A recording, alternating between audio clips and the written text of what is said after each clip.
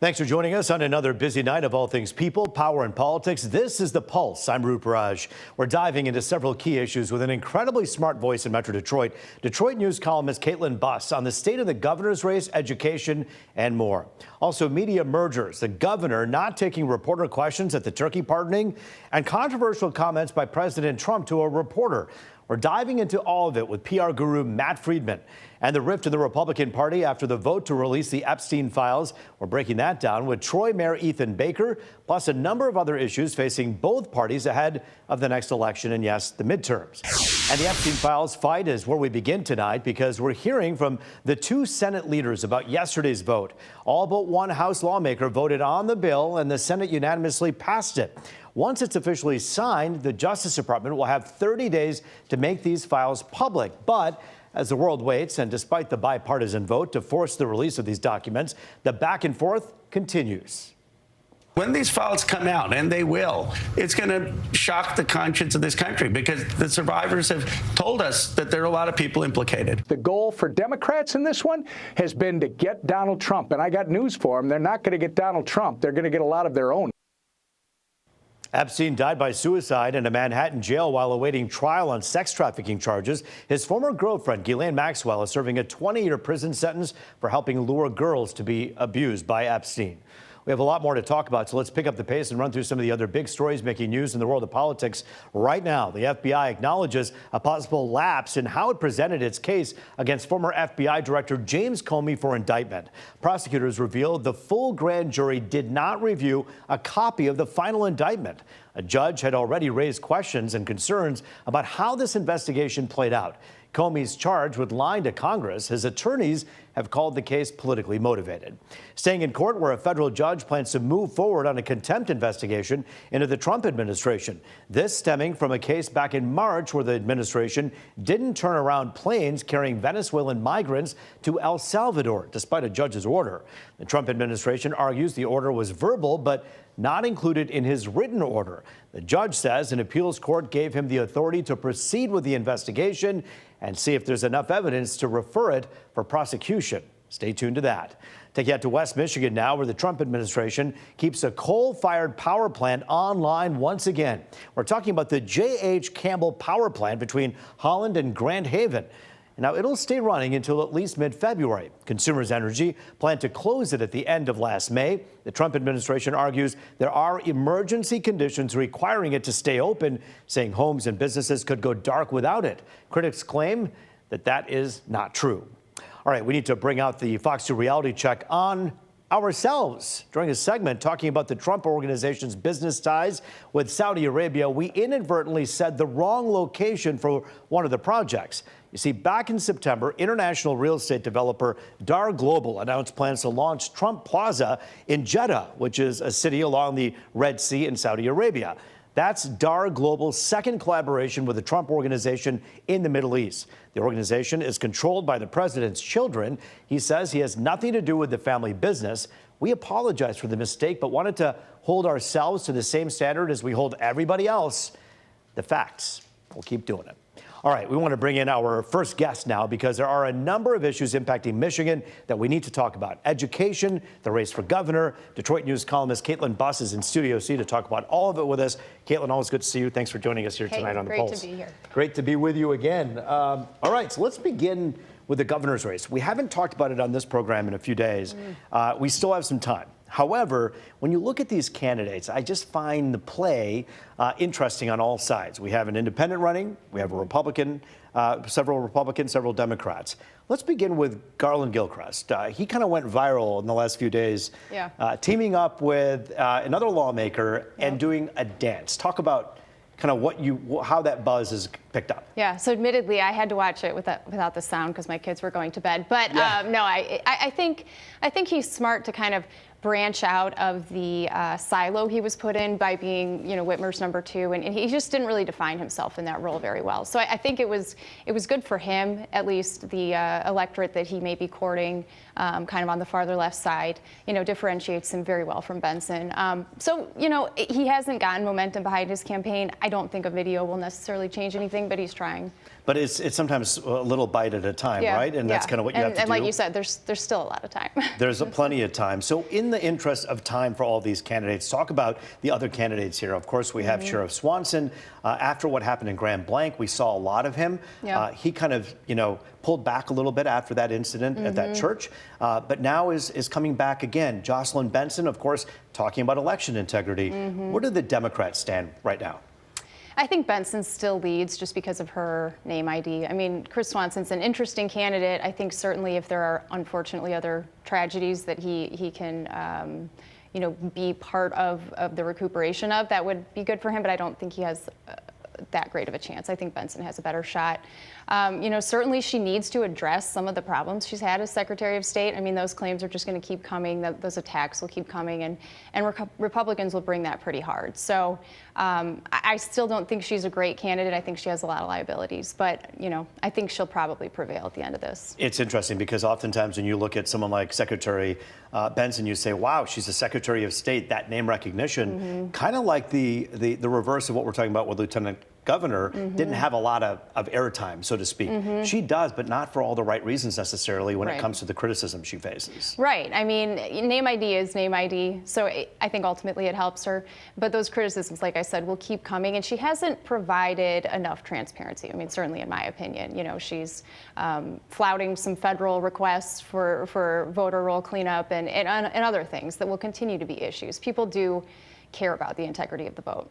In the 2 minutes we have left, we should spend some time talking about the Republicans, of course. Yeah. John James he sat right on this set talking about what it is that he plans to do moving forward. Yeah. He does have a track record. He does have name recognition, yes? Yes. Oh, I think despite kind of local chatter that he hasn't been campaigning much, he has been campaigning more now. We've seen him out more. He certainly leads with name ID. But he has a lot of vulnerability too, just not only what will happen with Trump and Trump's feelings about him running, but again, that criticism, maybe he's not in his district too much, as much as he should be. But he's leading in fundraising. I think Eric Nesbitt is bringing in some strong fundraising and campaigning well. I think we're seeing it kind of narrow down to 3 or 4 people there on the top of the Republican ticket. And Mike Cox is doing a good showing. Tom Leonard's running a strong campaign. His fundraising is a bit behind. And money does talk, and we know that. When it comes to the relationship with President Trump and the blessing and the kissing of the ring, so to speak, that all of these candidates will have to get from President Trump, does President Trump's brand, is it a bit damaged after the whole Marjorie Taylor Greene rift? Is there a separation of MAGA within the party? I think there is. I think for the first time we're seeing a real splinter. And I think Trump would be wise. I don't know what he'll do in this race, but I think he'd be wise to stay out altogether because I think it's bigger than Trump at this point. People are going to be looking to 2028. They're really looking at the issues here in Michigan, and Trump is somewhat of a liability in the general for a Republican, helpful in the primary, certainly. So walking that line, we'll see what he does. Mayor Mike Duggan, we already know what he's doing. He's out front and center. And of course, I think this is the first time the mayor of a city of Detroit can come out and say, look at what I've done with Detroit, and that be such a positive. Talk about his run. I think it's going to have a huge impact. I think it's still hard for him to win logistically. But I think it's going to affect both Republicans and Democrats. I think there's this idea that it will affect Democrats more. I actually think it will have a big impact on the Republican side. You write a lot about education. I read your stuff, and you do a great job at that. But when it comes to education, this crisis, which is what it is, I feel like it doesn't get as much play, perhaps, as it should from these politicians. Should they be talking about this? I think certainly our elected officials currently in those roles should be doing a lot more and be talking about it all the time. I think the candidates see that this is an opportunity to talk about something that everyone knows is a huge problem. What I don't like is that we're going to have to wait till 2027 to see any new changes. I mean, these things need to be happening right now. This year, kids are not going to be learning to read, and that it's not only bad for our state, it's bad for those kids. There's a lot of improvement that needs to happen in education. Well, and also they have another hit against them in the fact that these are the kids who went through COVID in the last 5 years, right? Yes. And so they missed out on a lot, and they're missing out on opportunities that the state could or should be providing for them. Caitlin Buss, great perspectives. We thank you for your time. Come back and talk to us on The Pulse again sometime soon. All right, thanks, Drew. Appreciate having you on. We're turning back to the Epstein files after the break. Troy Mayor Ethan Baker, a regular on The Pulse, on the divide that it's really formed within the Republican Party. You're watching The Pulse on Fox 2.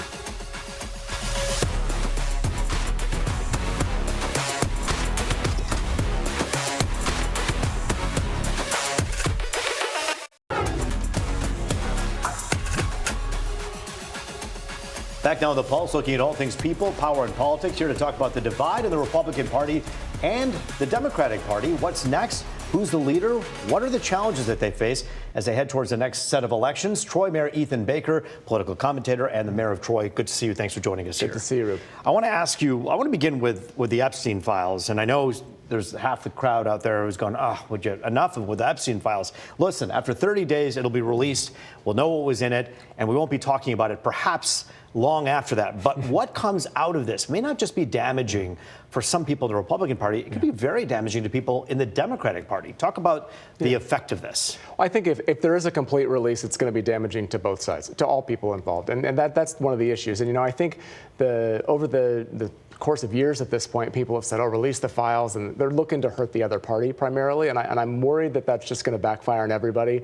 Or I'm more worried, I guess, that the conspiracy theorists out there are going to say, well, that wasn't the real release, and, what now? What are you really hiding from us? And so it'll continue on. That's my concern. That's how conspiracy theories go, because right. people are never, who have a theory aren't satisfied with any form of truth that comes out because they want it. But the Epstein files, essentially, it's a political weapon. But sadly, there are real victims behind this. And I think that's often lost. It is. And it's what Epstein has done is atrocious. What Ghislaine Maxwell has done is atrocious. And everyone can come together on that. And I think that's why you see everyone, one of the reasons everyone voted to release, except for the one member of Congress. But it is lost on the victims. And so my always concern about this was, how is this going to affect the victims? Are the victims going to be okay with a lot of this information being released? Because the risk also is some of these victims, their names will be redacted. It's not going to be specific to who they are, but it could hurt them as well. So I've always had concerns about the politicians using this as a political football and a political sword, and the effect that could have on the victims and their families. Let's talk a little bit about Saudi Arabia. In the city of Troy, you guys do a lot of business in that city with international interests all over the place. This visit yesterday, we're talking about billions of dollars being given to the U.S. in exchange for military assets, essentially. Right. What does this do for the country? What's the story that people aren't talking about when it comes to that visit?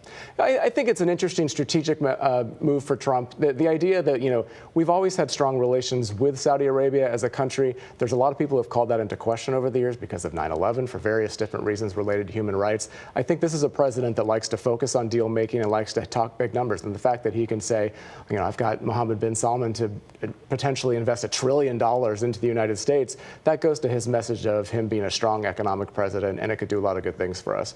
We do have a lot of global money that gets invested in our country, especially in Troy. We've got global businesses, and I think that is a good thing overall, and it's certainly at a time when we worry about our economy on the local level. To see that investment or that potential for investment can only bring good things. People also worry, though, about some of the implications of doing business with countries that often have had some dubious, human rights records. And in this case, we have that. We also have the case of Jamal Khashoggi, the Washington Post reporter who was killed and dismembered. And some people are asking questions as to what was the involvement of the government in this, right? Yeah. Right, and presidents come out and said, the intelligence on that was bad, and we're moving forward and looking forward, and that's a questionable tactic, no question. Mr. Khashoggi's widow was speaking out yesterday about this and is very disturbed by it, and I completely understand where she's coming from. But even some, the Republicans now, and even some Democrats are saying, let's move forward and let's keep that strategic ally. Let's look at the economic benefits that can come with Saudi Arabia, and that's where we're at.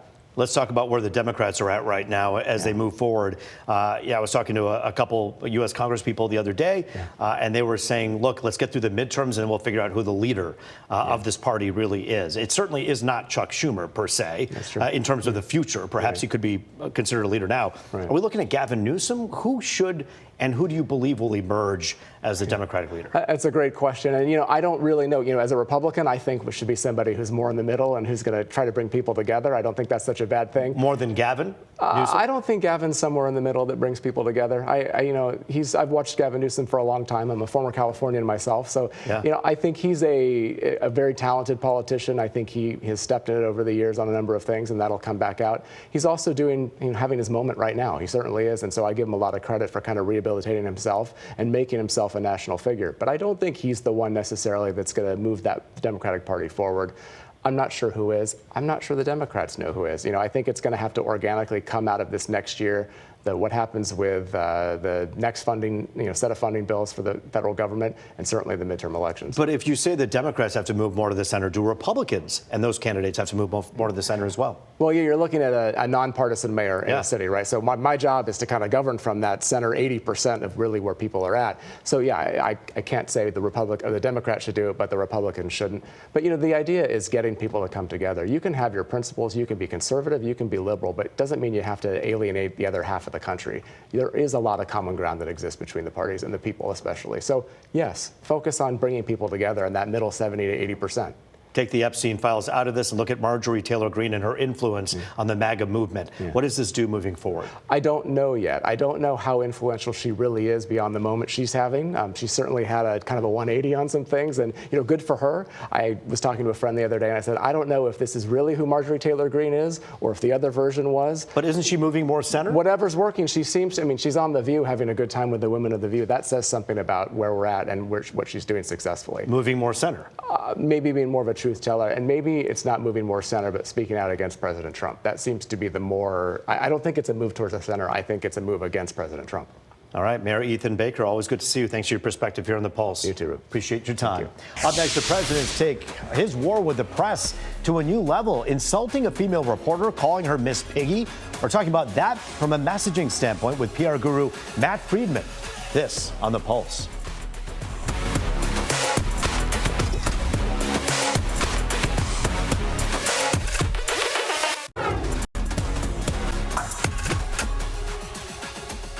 It is People, Power, and Politics. Welcome back to Detroit's only nightly political talk show, The Pulse. Here to talk about a couple messaging issues involving our state and national leaders and some media mergers is Tanner Friedman, Public Relations co-founder and media analyst Matt Friedman. Always good to see you, Matt. Thanks for joining us here tonight on The Pulse. Thanks, Rube.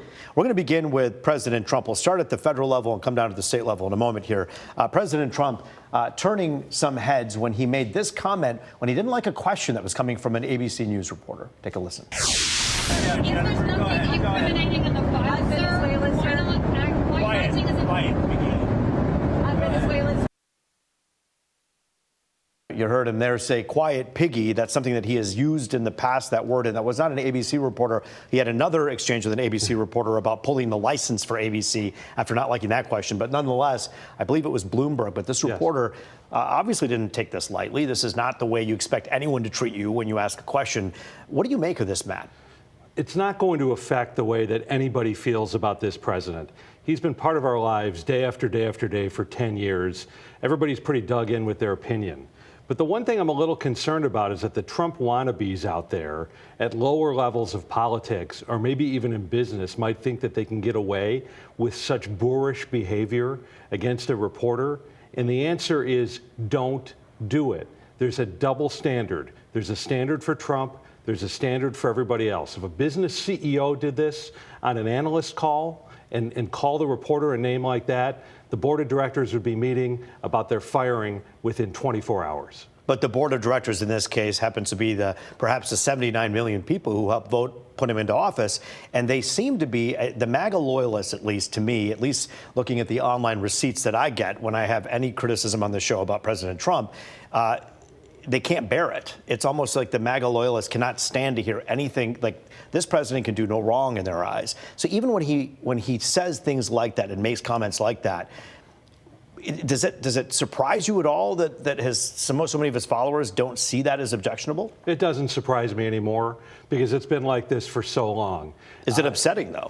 Well, it is, because I've worked very hard in my career to coach clients about how to deal with journalists. And this is the antithesis of what we tell our clients. And to see it in the highest office in the land, not only not hurt him with some audiences, but maybe help him with his biggest fans, it is disconcerting, but that's just the way it is. I like what you said, though. The standard that the people have accepted with President Trump being able to kind of go off the handle and say these things is one thing, but you don't want to have other people in other offices encouraged to do the same at the state level or any other level at that. I want to talk about the governor.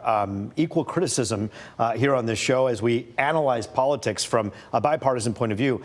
Governor Whitmer, basically held time pardoning turkeys just the other day, but didn't talk to reporters, but instead kind of use social media as her path of messaging. Talk about what we're seeing here. Well, they invited reporters to cover this news event, such that it is, and then did not allow her to take questions from the journalists who were there.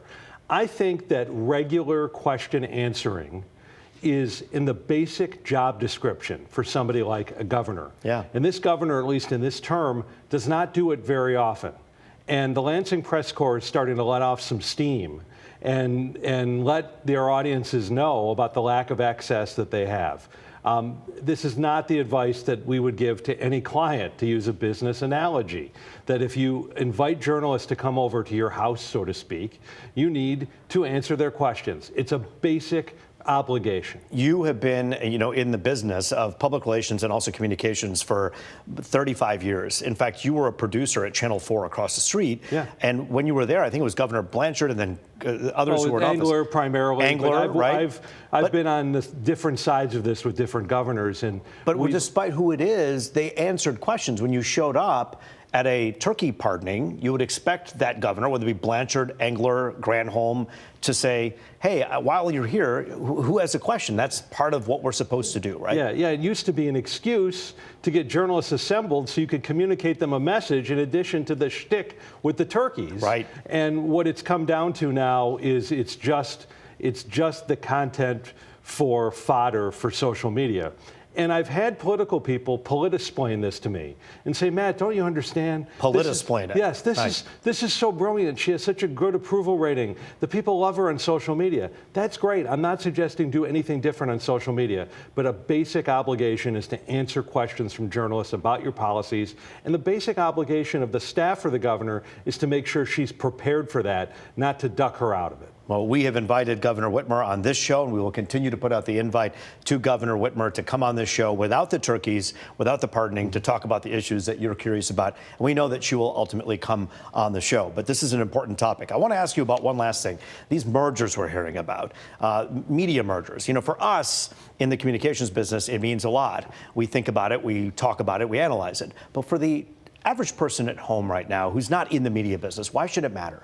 The media business has been pretty volatile now for a long time, but we're seeing something different now. What's happening is TV stations and TV networks are being bought and sold, and there could be a difference on the media that you consume based on who's allowed to sell and who's allowed to buy. And the big picture here is that we have an FCC, Federal Communications Commission, that regulates such things, that wants more Trump media on the air. So who gets to buy more stations? The suspicion from those who pay attention is it's going to be the most friendly companies to the administration that are trying to buy the stations. It's something I encourage every savvy consumer of media to keep an eye on, because who owns CNN, for example? Sure. And who owns the local TV station that you watch is in flux right now. And the way that this administration wants it is more Trump-friendly media on the air when it's all said and done. We'll continue to question Republicans, Democrats, Trump, and others, of course, on this program, as there's no boot coming down on the neck of this television station. We're going to continue to do the job that we do every night. But, hey, I want to say thank you. Matt Friedman, always great to see you. Thanks for joining us with your perspective here tonight. Anytime, Rube. Thanks. And that is the Pulse for tonight. Thanks so much for joining us. I'm Rube Raj. As always, it was great to be with you.